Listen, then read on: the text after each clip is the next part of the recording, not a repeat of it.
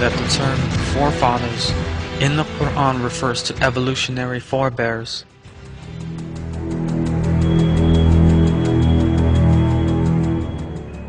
Another term that those people taken in by the idea of evolutionary creation seek to portray as evidence from the Quran is the word forefathers, which appears in several verses. According to evolutionists' erroneous interpretations, this expression supposedly refers to human beings as primitive evolutionary ancestors. They imagine this is justified by the word being used in the plural in the Quran.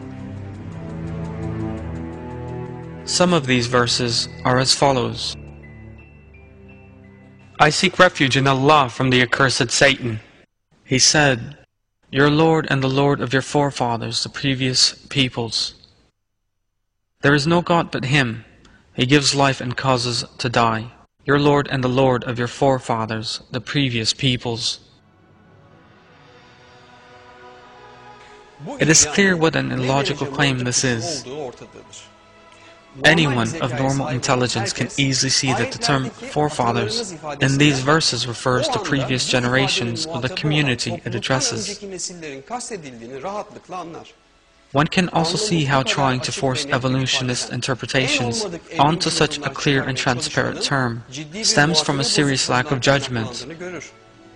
All in all, the fact that the term forefathers is used in the plural represents no evidence for any evolutionist interpretation. There are several other verses of the Quran in which the term appears. In verse 133 of Surah Al-Baqarah, for instance, which reads, I seek refuge in Allah from the accursed Satan. Or were you present when death came to Jacob? And he said to his sons, What will you worship when I have gone?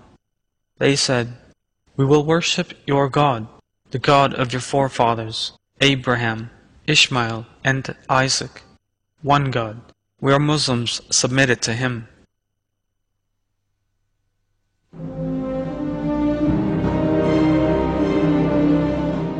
The term forefathers is also used in the plural here. Yet the subject here is the generations that lived before the Prophet Jacob, peace be upon him, rather than any evolutionary process of the kind evolutionists maintain.